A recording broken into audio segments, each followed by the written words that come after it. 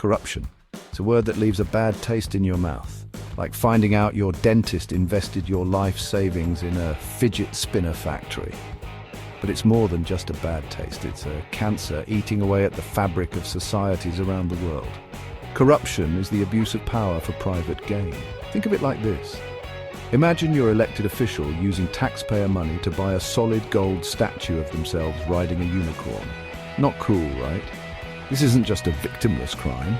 Corruption hits developing countries the hardest, costing them an estimated $1.26 trillion every year. That's trillion with a T. We're talking about money that could be used to build schools, hospitals, and roads. Instead, it lines the pockets of the greedy and powerful. Let's talk numbers, because nothing says corruption sucks like a good old-fashioned financial beatdown. Developing countries lose $1.26 trillion annually to corruption. That's like flushing the entire GDP of Switzerland, South Africa, and Belgium down a golden toilet. And it's not just developing countries feeling the pinch. The European Union loses an estimated $132 billion every year. That's enough money to buy everyone in Europe a lifetime supply of those little cookies they give you with your coffee. But here's the real kicker, that $1.26 trillion could lift 1.4 billion people out of poverty for at least 6 years. That's right, folks. Corruption isn't just stealing money, it's stealing opportunities, futures, and hope. Remember Arvind Kejriwal, the anti-corruption crusader in Delhi? He promised to clean up the system, but then he went and spent $6.2 million renovating his residence. That's a lot of money for someone who campaigned on austerity. Unsurprisingly, people were pissed. They felt betrayed, lied to, and taken advantage of. Kejriwal's lavish spending spree cost him more than just money. It cost him the trust of the people he was elected to serve. This is what corruption does. It erodes public trust, makes people cynical, and creates a climate of apathy. Imagine a house built on a foundation of sand. That's what happens to countries riddled with corruption. The very institutions meant to protect citizens, the police, the courts, the government itself, become compromised, weakened, and ineffective. Corruption creates a breeding ground for instability, conflict, and violence. When people lose faith in the system, they're more likely to take matters into their own hands.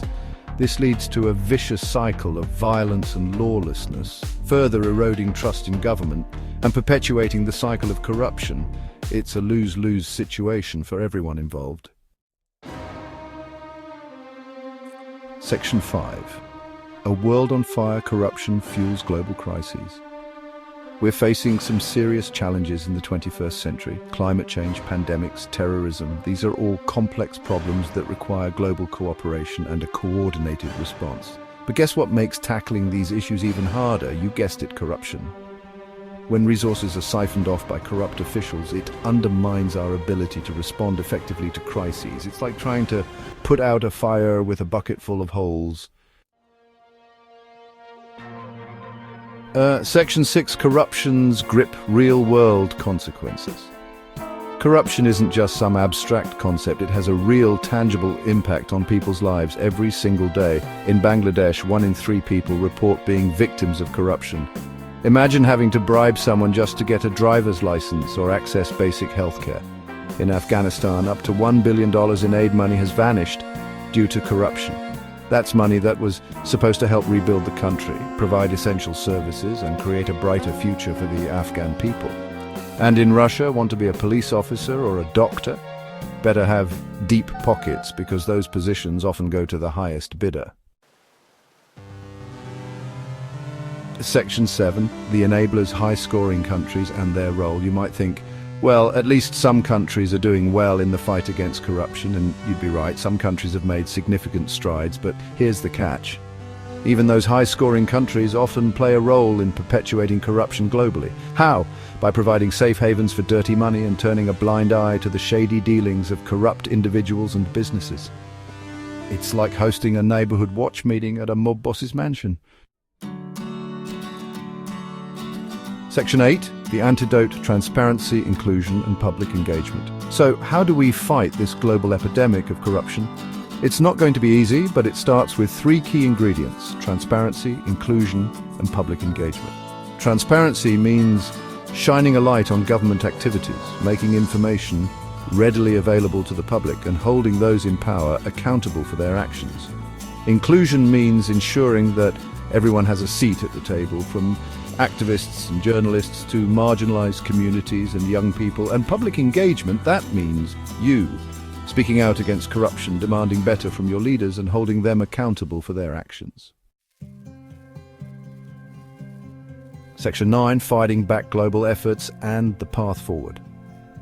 The good news is that we're not alone in this fight. Organizations like Transparency International and the World Economic Forum are working tirelessly to combat corruption around the world.